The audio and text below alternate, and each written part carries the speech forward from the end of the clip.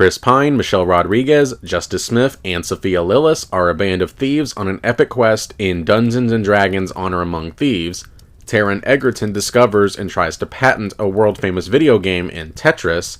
And Adam Sandler and Jennifer Aniston return as the Spitz couple in the Netflix sequel Murder Mystery 2. All this and more is being reviewed this weekend.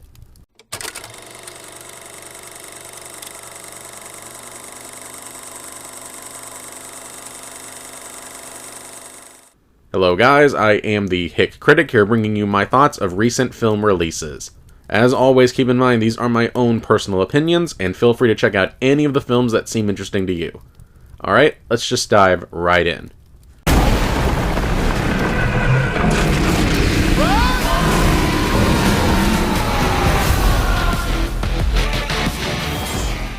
Dungeons & Dragons Honor Among Thieves is the second attempt to bring the famous fantasy tabletop game to the big screen.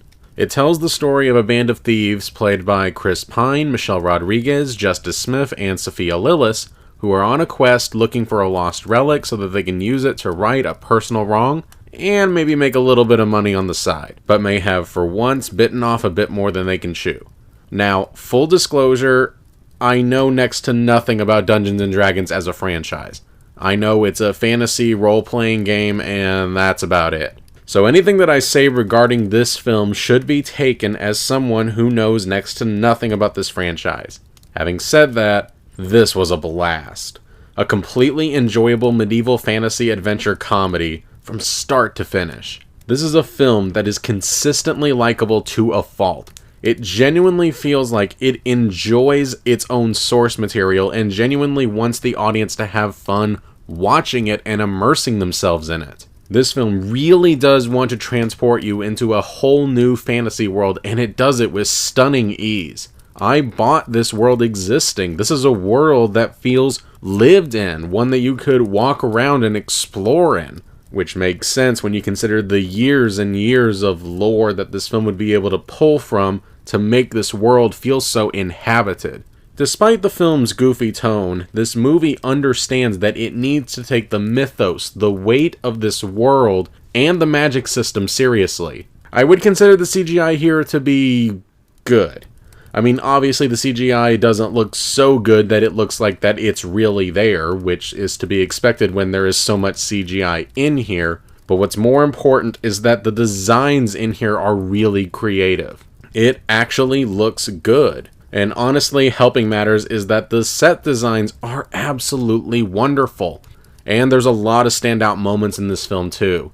Like the scene where the heroes are being hunted down by an obese dragon, which is a hilarious image in and of itself. The scene of the heroes performing what I can only describe as a reverse heist, and it takes full advantage of its setting to do so. And the final payoff at the end of the climax was genuinely fantastic and was so brilliantly set up that I didn't see it coming.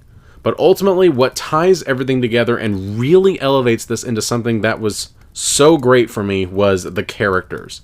This film does a magnificent job at setting up characters, making you understand them and enjoy being around them, and it does it very quickly. And all the actors they got for these roles are pitch perfect. Chris Pine is an extremely likable lead, and this is him at his most Chris Pine, but in a good way. Michelle Rodriguez is excellent as the muscle, Justice Smith is great as a sloppy sorcerer, Sophia Lillis was intriguing as a human-hating shapeshifter, and I am hoping I get this right, Regé-Jean Page also stands out playing a character that's so perfect at everything in every way that you kind of understand why Chris Pine's character doesn't trust him, and yet you still like him nonetheless. These characters are likable, but they're also given relatable flaws to make them interesting and compelling, and they bounce off of each other in different ways. Most importantly, this is a film that understands that the camaraderie, the rapport, the back and forth between these characters is essential. By the time the film reaches its third act, it genuinely feels like these characters have formed a unit, and it helps give this film a real heart at its seemingly cynical center. Most of my complaints are kind of nitpicks. Like, the main villain, Safina, in this is a little boring. She just seems kind of like a generic doomsday antagonist, and that's about it. Daisy Head does the absolute best she can and does bring some menace to the role, but the writing for her character wasn't the best. But even then, we still get a really fun villain courtesy of Hugh Grant, who just plays such a nasty, conniving person, but Grant's performance really gives him a presence and makes him ooze despicableness in such a fun way. So yeah, even though we do get the generic dull villain, we also get a really fun one too. So I can only complain so much about that. And of course, as to be expected for a film like this, yeah, not every single joke lands, although I can't really say this one had any jokes that were so bad that it made me groan, which, that's always a plus. And parts of this film are a little predictable, like the big emotional payoff at the ending is pretty obvious what they're going to do because it was telegraphed too obviously. The only thing about this film that I truly disliked was that there was one brief shot in this film that utilized shaky cam that was very disorientating and really distracting. But honestly, if I'm saying that these are my biggest concerns, especially when some of them come with positive caveats, I'd say that's a sign that you're watching a pretty good film. Now, can I guarantee that you'll enjoy this as much as I did? No, of course not. But I can honestly say this feels like a film that we just don't see that much of anymore. This is a fantasy, adventure, comedy that is actually well made. It was fun, it was smart, it always kept my interest. I was never lost, the pacing was fantastic, and most importantly, I loved being around these characters. This film is good old-fashioned escapism done right, and is easily the most fun time I've had in the theaters so far this year. Which was a huge surprise because, to be honest, I was not expecting it to be that good. And to have it turn out this entertaining was a huge shock to me. It has no business being this good. But it is, and I'm so grateful that it is. Dungeons & Dragons Honor Among Thieves gets a big, full shot. Abraham, Lord, take now your son, and go to the land of Moriah, and there offer him. His Only Son, a film that retells the biblical account from Genesis 22 of Abraham taking his son Isaac to Moriah to sacrifice him as an offering to God. It also holds the distinction of being the first ever fully crowdfunded film to be given a nationwide release in the US, which is cool, but you also have to take into account what that entails. And what that entails is that this film has a minuscule budget. I believe the director said in his introduction to this film that it had a budget of $255,000. Feel free to correct me if I'm wrong on that, which is tiny, especially for a film of this nature, a biblical retelling. But I've always said that a good script doesn't cost you any money. I'm looking at you, Winnie the Pooh, Blood and Honey.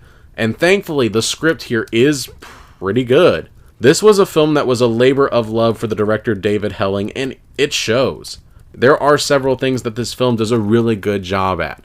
Using juxtaposition to show how this biblical story mirrors the eventual sacrifice of Jesus.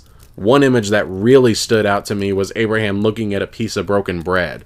One aspect I greatly appreciated was the film's slower pacing, which goes to great lengths to show just how long this trek took. And it makes you feel the pain that Abraham takes with every single step, knowing that he would have to offer his own son, the son that he waited for decades, as a sacrifice. And the conversations that Abraham has with one of his servants, in which they discuss theology, about the futility of humans trying to understand the motive and mind of God, and the nature of the unworthiness of man, are well written and feel pretty organic.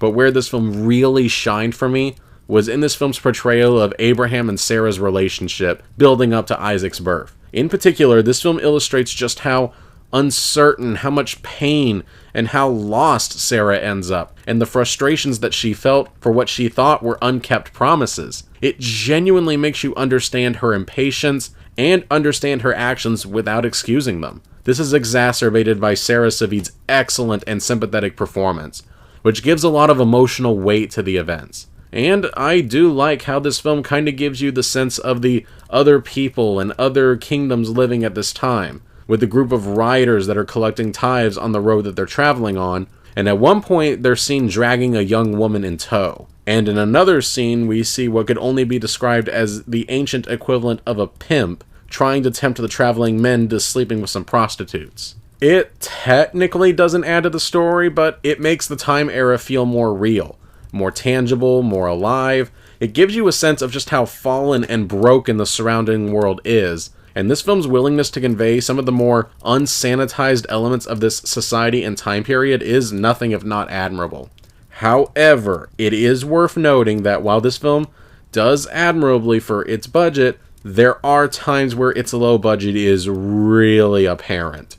Some of them are excusable, like the not that good CGI, but others are less forgivable. Easily, the film's biggest problem comes with regards to how this film depicts the passage of time, particularly that of the aging Abraham and Sarah. This film depicts a time where these two would have been in their 80s, 90s, and 100s when these stories take place, and yet the makeup work does nothing to convince you of this. The most that it does is try to make Nicolas Mouad's hair a little bit gray in the present, and that's it. He looks like he's in his 50s at most. And this film insisting that these two, especially Sarah, are too old to bear a child just rings false. And at one point, Abraham is mistaken for Isaac's grandfather, which would make sense based on the original text, except that in this film, he looks like he could be his father, not his grandfather. This film is insisting on something that does not match what we're actually looking at. And while the film is passably directed for the most part, there are some shots that look a little weird or aren't framed quite right. What stands out the most in this regard is there's a brief fight scene in this film, and it's shot incomprehensibly. And one thing that I would have done differently is that the film decides to end by jumping ahead to a brief scene of the crucifixion of Jesus, which, I mean, it works, but I also kind of feel like this film had already done a good job at subtly reinforcing that idea that almost all the audience would be able to make that connection themselves. So this didn't really seem necessary. And it seemed to hammer that point home just a little bit too much. I don't know, maybe if it was relegated to a very brief shot at the very end it could work, but that's just my own personal preference. So, not terribly insignificant issues, but all in all, this is a really good attempt, especially considering both the budget and the fact that this is the director's first feature film. You can sense the earnestness in every single shot. Not a single moment feels like it was lazy or haphazard. And I have to give major kudos to him for attempting to adapt a Bible story so controversial that not many filmmakers, Christian or otherwise, would dare attempt. So is this worth your time? I'd say yes, however, I do think it's important to temper your expectations. It is more of a slow burn story, which may be a turnoff for some people. And like I said before, the lack of makeup to make the actors look older than they actually are is a constant distraction. But ultimately, this film is worth seeing, if for no other reason than to see the fruits of labor of 5 years in the making, wrought from pure passion. Me personally, I'm genuinely curious to see where David Helling goes as a director, and maybe with a bigger budget and with growth in his craft, he could wind up making something genuinely great. But as is, this is a solid directorial debut regardless. His only son gets a half-full shot. And now here's some snapshot reviews of what else was released this week. Tetris tells the true story of the fight for the rights for the Tetris video game, which involves a lot of lying, backstabbing, backdoor deals, and even having to deal with the corrupt and incompetent Soviet Union government at its death knell. And at the center of the story is Hank Rogers, played by Taron Egerton, who must secure the rights first or he is going to lose everything he owns. This film is almost as addictive and entertaining to watch as it is to play the game. It is so interesting to see just how complicated and complex this web that was the ownership of the rights to Tetris were, and the way the film manages to convey all this complexity in a way that's palatable and digestible is nothing short of commendable. A lot of that comes down to the directing and editing. This film's pacing is immaculate, as it is constantly on the move, knowing just how much information it can throw at the audience without overloading them. The film's visual style is also unique, even conveying the story of our protagonist as if it were a video game with levels and obstacles that he must overcome. And speaking of which, Taron Egerton is the man of the hour. His performance as Hank Rogers is magnificent. He is compelling and engaging and likable as the man who is clearly out of his depth but remains resolute regardless. And the budding friendship that grows between him and Alexei Pajitnov, the creator of Tetris, is genuinely nice to watch and provides a real warm sensitivity of a bridge of men from two different worlds that nicely contrast the cynicism and incompetence of the worst of two different systems. And yeah, for a film that can be serious at times, it also knows when to play up the comedy. It wisely lets the absurdity of just how strange this whole endeavor is speak for itself, and that adds to the entertainment value. That being said, not everything about this film worked for me. I wasn't really the biggest fan of the animated segues, or at least the film over-relied on them too much, and after a while, it got distracting. I also didn't really care for the subplot of Hank missing his daughter's recital and feeling like a bad father for missing out on it. Yeah, we've seen this before, and it's not done that well here. And I'd also be lying if I said that some of the bits of historical revisionism feel a little bit too much. Like the Russians spying on Hank's family and the scenes of Hank and Belikov getting beaten by the KGB. But, by and large, I had a really good time with this film. I thought it was interesting, it moves at an incredible pace, and the acting's all good. Especially from Taron Egerton. If you're even the least bit curious about this, I'd say check it out. It's really good. Tetris gets a full shot. Murder Mystery 2 is the sequel to the 2009 Netflix film starring Adam Sandler and Jennifer Aniston as a married couple and two wannabe detectives who find themselves ensnared into yet another whodunit murder mystery. Watch the Thin Man series. That's it. That's my recommendation. Watch that series instead of this, which is this formula done to its very best. But, okay, I'll briefly elaborate. Really, my biggest problem with this film is that this just feels like a rehash of the first film, not a continuation. Honestly, in the first film, it made perfect sense for the main couple to be kind of out of their depth and not being very intelligent, especially when it came to things like deduction. But here, it feels like the two have learned absolutely nothing and have not grown at all. And when you're watching a series like this, watching characters backslide is not fun. It feels like if the characters aren't actually going to grow or improve, then why should we be invested in their story? On top of that, the comedy in this is a lot worse than in the first film. Some jokes are just crass for the sake of it, and honestly, the actors' performances are so dull that they don't even try to make even the halfway decent lines work. And something that is of the utmost importance. In a film that is a mystery, even a comedy like this, the mystery still needs to be good and compelling. I never felt any sense of satisfaction from the killers getting revealed, or how they were found out. That being said, I wouldn't call this a total waste. There's an occasional amusing bit. By far, the standout moment was a scene where this huge climactic showdown gets randomly interrupted by this woman played by Jillian Bell, who seems to have stepped out of a cheesy romance. It was unexpected and actually really funny. But aside from that, this one didn't do a thing for me. I guess if you liked the first film and don't mind the repetition, this one's a passable-ish watch, and at the end of the day, it is only 79 minutes minus the credits, so it doesn't overstay its welcome, but even then, given how so little of this actually works or clicks, I can't say that I tolerated it enough for me to say that I didn't dislike it. Murder Mystery 2 gets an empty shot. Rye Lane is a British rom-com about two people, Yaz and Dom, who are both still reeling from their bad breakups and meet through a mutual friend, and the rest of the film is just them kind of walking through the city of London, getting to know each other and getting into a series of misadventures or just mundane activities along the way. This is a burst of kinetic energy. A little slice of charm that proves that sometimes you don't need a strong or even original story, you just need charming characters, a unique style, and great dialogue to breathe life into a film.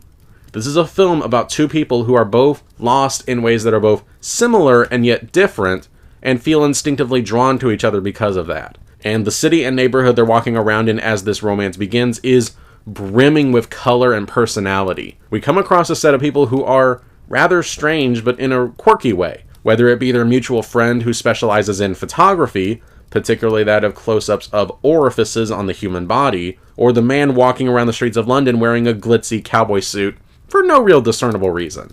I wouldn't necessarily say this is a story-based film, it's more concerned with just capturing a mood and using really weird imagery to get into the minds of its characters. Like one scene where Yaz is recounting how she broke up with her ex, and it's reenacted on the stage, while the audience is made up of a crowd of doms. And while I can't argue that every single decision here works, like this one weird shot of Dom and his old mate urinating towards the camera, I have to give major kudos to the director Rain Allen Miller for taking risks, and trying to give this film a visual flair, and largely succeeding. This is impressive for a directorial debut, and ambitious for what's a small-scale story. But ultimately, what makes this film come alive is the chemistry between its two leads, David Johnson and Vivian Opera. They're likable together, their conversations flow together beautifully, and their budding romance is easy to buy, seamless even. If you liked the Before trilogy or films like it, I say give this one a watch because this is one of the better rom-coms I've seen in a long time.